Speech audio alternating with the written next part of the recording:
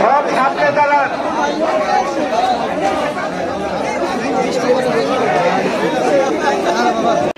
এই সভাগুলো নির্বাচনে পরিবারের মানুষের পাশে থাকবেন এই আশাবাদ ব্যক্ত করে আমি আমার বক্তব্য শেষ করলাম। জনপ্রিয়, তার সমকক্ষ জনপ্রিয় নেতা এই ভোলা জেলাতে কেন, জাতীয় পার্টির সর্বস্তরের নেতা কর্মীরা এত দুর্যোগপূর্ণ আবহাওয়ার মধ্যে থেকেও বৃষ্টি ভেজা এই দিনে বৃষ্টিকে উপেক্ষা করে আপনারা যে নজির রেখেছেন তা আমরা কোনোদিনই ভুলব না। আমি জাতীয় পার্টির জেলা কমিটির পক্ষ থেকে আপনাদের সকলকে আন্তরিক ধন্যবাদ জানাচ্ছি।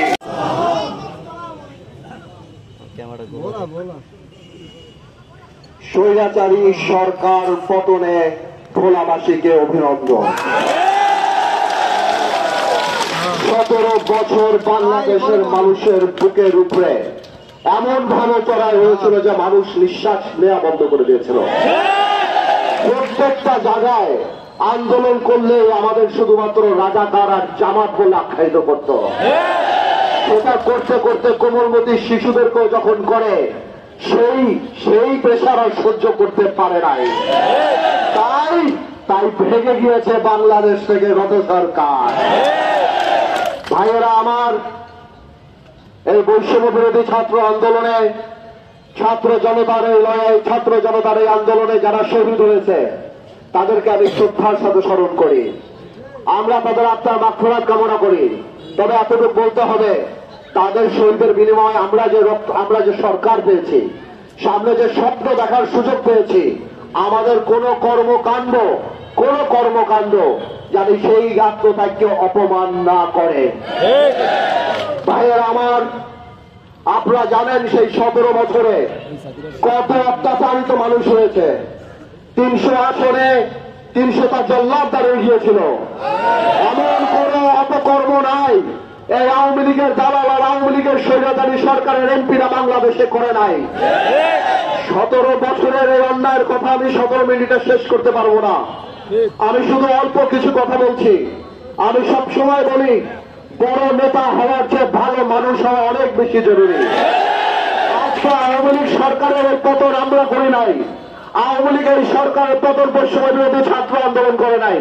আওয়ামী লীগ সরকারের পতন করেছে আল্লাহ তাআলা। এই অহংকার, আল্লাহ বারবার বলেন, আমার জমিনে অহংকারের সাথে হেঁটো না। তুমি জমিন বিভিন্ন করতেও পারবা না, আকাশ ছিদ্র করে উপরে উঠতে পারবা না। আল্লাহ দম্ভকারীকে পছন্দ করে না। আজকে আল্লাহ এই শিক্ষা দিয়ে দিয়েছে, আমাদেরও শিক্ষা নিতে হবে। কিন্তু ভাইয়েরা আমার, এখন ডক্টর ইউনূস সরকার এসেছে, আমরা এই সরকারের পাশে আছি। আমরা বারবার বলেছি, রাষ্ট্র মেরামতের জন্য যত সময় দরকার আপনি নিন, আমরা আপনার পাশে থাকবো। এই একই সময় আমাদের মাথায় রাখতে হবে, আমরা জানি জল্লাদে রূপান্তরিত না হই। আজকে হিন্দু সম্প্রদায় থেকে আরম্ভ করে কোন দুর্বল মানুষের প্রতি জানি ভাই আমরা অত্যাচার না করি। একটা কথা বলে, এই অত্যাচার করলে আল্লাহর আরশকে পড়বে। এই বিচার কিন্তু আমাদেরও হবে বাংলার মাটিতে, আমি বলে দিলাম।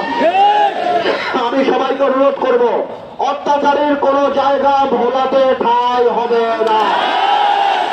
ভোলা সদর আসন হোক, দৌলতখাপড়ে হোক, তজুমুদ্দিন মোড় হোক, চরঘোষার মনপুরা হোক, আমি বলে দিচ্ছি ভাই, আপনারা অনুগ্রহ করে কারো উপর অত্যাচার করেন না। মানুষের ভোটের অধিকার আমি আশা করি খুব শীঘ্রই আসবে। মানুষ ভোট দেবে, মানুষ তার নেতা বানাবে। মনে রাখবেন, এটা কিন্তু আমাদের ক্ষমতা না, এটা আমাদের দায়িত্ব মানুষের জন্য কাজ করা। আমরা 17 বছর অত্যাচারিত হয়েছি, আমরা জানি আর নিজেদের দ্বারা অত্যাচারিত না হই। আপনারা দেখেন অত্যাচারিত কি হয়। আমার মুরব্বী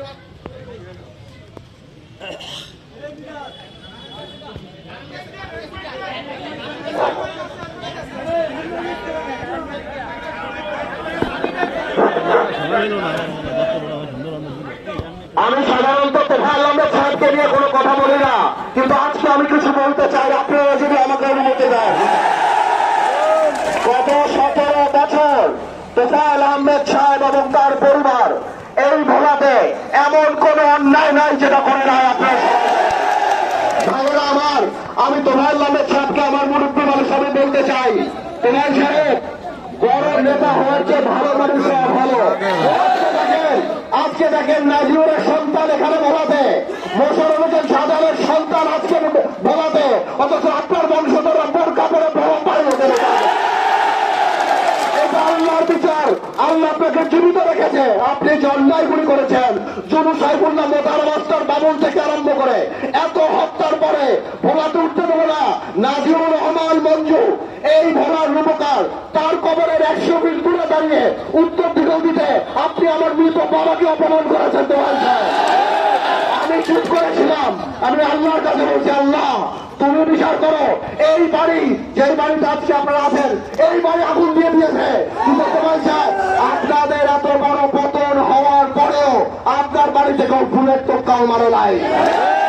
এইটাই আপনার সাথে আমাদের পার্থক্য। আপনি যাদের নিয়ে স্বপ্ন রেখেছিলেন, মনে করেছিলেন বিএনপি জাতীয় পার্টি এই ভোলাতে কেউ থাকবে না, আমি আমার মতো চলবো। আজকে দেখেন আল্লাহর তরফ থেকে গজব নাজিল হয়েছে। আওয়ামী লীগের 69 গণঅভ্যুত্থান নিয়ে আপনি গর্ব করে রাস্তায় বেরোতেন, তো ভাইসার আজকে আপনি পলাতক। আপনার শত্রু বিএনপি না, আপনার শত্রু বাংলাদেশের মানুষ।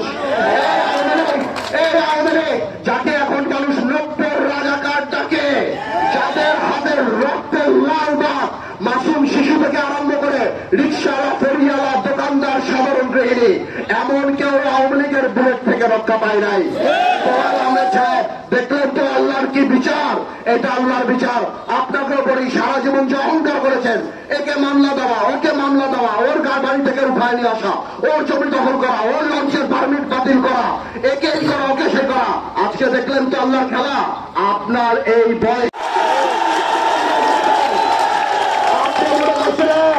টাকা দিয়ে সব ম্যানেজ করবেন।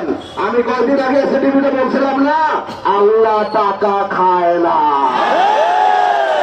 আপনার বিচার আল্লাহ করবে, আপনার বংশধরদের বিচার আল্লাহ করবে। আপনি যে চোর বংশধর রেখে গেছেন, তাদের বিচারে বলার মাটিতে হবে।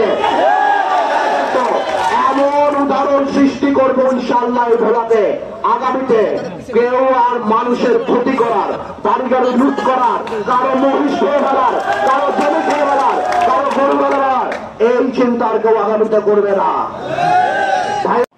আমরা জানি, বুঝি এই ক্ষমতা আমাদের কাছে আমারও। আমরা জানি অহংকারী না হয়ে উঠে, আমরা জানি দুর্নীতিবাজ না হয়ে উঠে। আল্লাহ তাআলা ক্ষমতা দিক আর না দিক, আওয়ামী লীগের মতো তো অসম্মানী যাতে না দেয়। আপনারা সবাই ভালো থাকেন, ইনশাআল্লাহ সংগঠিত হন। যখন সঠিক সময় আসবে, তখন নির্বাচনের ডাক আমরা দেব, তখন আমরা বলে দেব।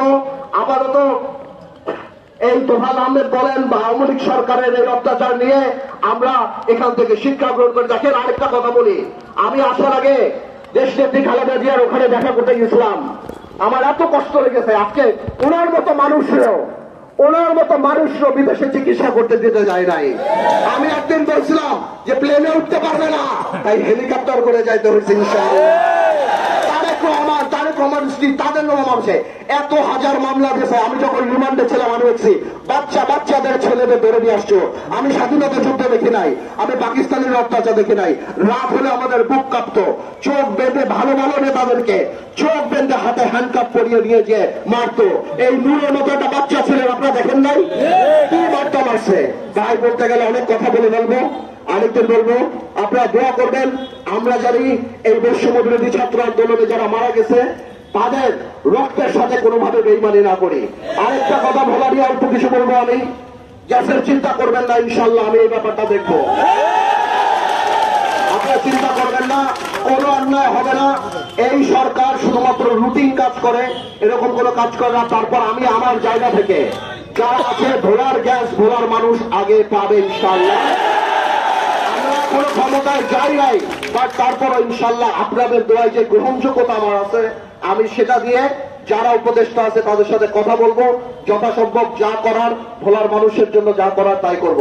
আপনারা আমার জন্য দোয়া করবেন, আমার বাবার জন্য দোয়া করবেন, ইনশাল্লাহ দোয়া করবেন ইনশাল্লাহ।